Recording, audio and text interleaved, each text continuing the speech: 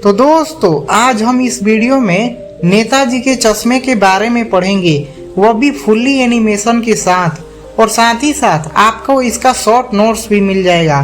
तो चलिए इस वीडियो की शुरुआत करते हैं। यह कहानी है नेताजी के चश्मे के बारे में। इस कहानी की शुरुआत होती है एक छोटे से कस्बे से, जहां पर कुछ पक्के मकान थे और एक बाजार भी था। इस कस्बे में दो स्कूल थे, एक लड़कियों का स्कूल था और दूसरा लड़कों का स्कूल था। दो ओपन एयर सिनेमा घर था और एक छोटा सा कारखाना भी था जो सीमेंट का था। इसी कस्बे में एक नगर पालिका थी जो हमेशा कुछ न कुछ काम करवाती रहती थी। कभी सड़क पक्की करवा देती तो कभी पेशाब घर बनवा दिया करती, कभी कबूतरों की छतरी बनवा दिया करती, यानी हमेशा कुछ न कुछ करवाती रहती थी। इस कस्बे में कौमी सम्मेलन जब भी होता तो यही करवाती रहती। एक बार की बात है, इसी नगर पालिका के किसी अधिकारी ने सोचा कि नेताजी सुभाष चंद्र बोस की मूर्ति लगा दी जाए कस्बे में। उन्होंने डिसाइड किया कि कस्बे के चौराहे पर नेताजी सुभाष चंद्र बोस की मूर्ति को लगा दिया जाए। उन्होंने मूर्ति को लगा भी दिया।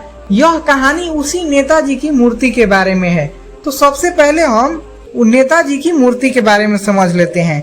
तो देखिए, नेताजी का मूर्ति था संगमरमर का और इस मूर्ति की हाइट होगी लगभग 2 फीट, जो टोपी की नोक से लेकर कोट के दूसरे बटन तक थी। मूर्ति को देखते ही ऐसा लग रहा था कि मानो सुभाष चंद्र बोस कह रहे हो कि दिल्ली चलो, तुम मुझे खून दो, मैं तुम्हें आजादी दूंगा। ऐसी बातें याद आने लगती थी। वह मूर्ति फौजी वर्दी में थी, यानी सुभाष चंद्र बोस को फौजी वर्दी में बनाया गया था और वह बहुत सुंदर लग रहे थे। कुछ कुछ कम सीन तो कुछ कुछ मासूम भी लग रहे थे। बस एक चीज थी मूर्ति में कमी, वह यह थी कि मूर्ति संगमरमर की थी और उस पर असली चश्मा लगा था। इस कहानी में एंट्री होती है हमारे हालदार साहब की। तो देखिए, हालदार साहब एक कंपनी में जॉब करते थे।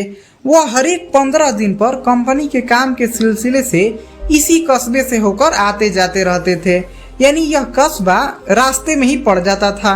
इसलिए वह जब भी उनको कंपनी में जाना होता तो वह इस कस्बे में रुकते, पान खाते, थोड़ी आराम करते और फिर चले जाते थे। अब ऐसा ही हमेशा चलता रहता है। यह कहानी उसी के बारे में है। तो देखिए, जब पहली बार हवलदार साहब इस कस्बे में आए थे तो वह चौराहे पर रुकते हैं पान खाने के लिए। तो वह पान खाने लगते हैं। उसी चौराहे पर नेताजी सुभाष चंद्र बोस की मूर्ति लगी हुई थी। तो जब वह पान खा रहे थे तो उनका ध्यान मूर्ति पर चला जाता है। वो देखते हैं कि पूरी मूर्ति संगमरमर की है और इस पर चश्मा लगा है ओरिजिनल, यानी कांच वाला।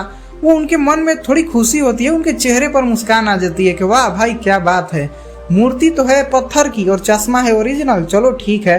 वो फिर वहां से चले जाते हैं। वो रास्ते भर मूर्ति के बारे में ही सोचते रहते हैं। जब दूसरी बार हवलदार साहब इस कस्बे में आते हैं पान खाने के लिए तो वो फिर पान खाने लगते हैं। फिर उनकी ध्यान मूर्ति पर जाती है तो वो थोड़ा गौर करते हैं कि थोड़ा मूर्ति में बदला बदला सा लग रहा है। जब वो ध्यान से देखते हैं तो उनको पता चलता है कि जब वह पहली बार इस कस्बे में आए थे तो नेताजी सुभाष चंद्र बोस की मूर्ति पर चकोर चश्मा था, लेकिन अब की बार तो गोल चश्मा है। उनके मन में थोड़ी जिज्ञासा होती है। फिर वह फिर मुस्कुराते हैं और सोचते हैं कि वाह भाई क्या बात है, यानी सुभाष चंद्र बोस जी अपना कपड़ा तो नहीं बदल सकते क्योंकि पत्थर का है, तो कपड़ा कैसे बदला जाए, लेकिन उस पर चश्मा तो बदला ही जा सकता है। वह फिर वहां से चले जाते हैं। जब वह तीसरी बार आते हैं तो फिर देखते हैं कि वाह भाई अब की बार भी चश्मा बदल गया। वह कुछ नहीं बोलते, उनकी आदत सी पड़ गई थी। वह जब भी कंपनी जाना होता वो उस कस्बे में रुकते, पान खाते और देखते कि फिर चश्मा बदल गया, फिर चले जाते। अब ऐसा ही चलता रहता है। अब एक दिन क्या होता है कि अब हवलदार साहब से रहा नहीं जाता है, उनके बर्दाश्त से बाहर हो जाता है। उनके मन में यह सवाल आने लगते हैं कि बार बार चश्मा बदला क्यों जाता है और इसे बदलता क्यों है।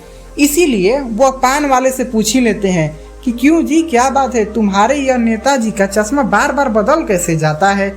अब हम पान वाले के बारे में भी थोड़ा समझ लेते हैं।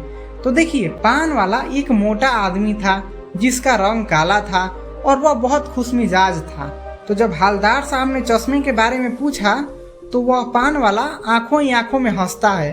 उस समय तो वह पान खा रहा था। वह पान को नीचे थूकता है और कहता है कि कैप्टन चश्मे वाला बार बार चश्मे को बदल देता है। अब हवलदार साहब कुछ समझ नहीं आता।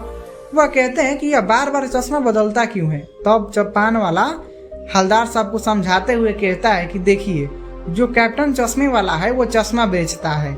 अगर उसके पास कोई कस्टमर आता है और कहता है कि जैसा नेताजी की मूर्ति पर चश्मा लगा है वैसा ही मुझे भी चश्मा चाहिए, अगर उस कैप्टन चश्मे वाले के पास वैसा चश्मा नहीं रहता है तो वह सीधा मूर्ति से ही चश्मा उतार कर उस कस्टमर को दे देता है और उसकी जगह नया चश्मा लगा देता है।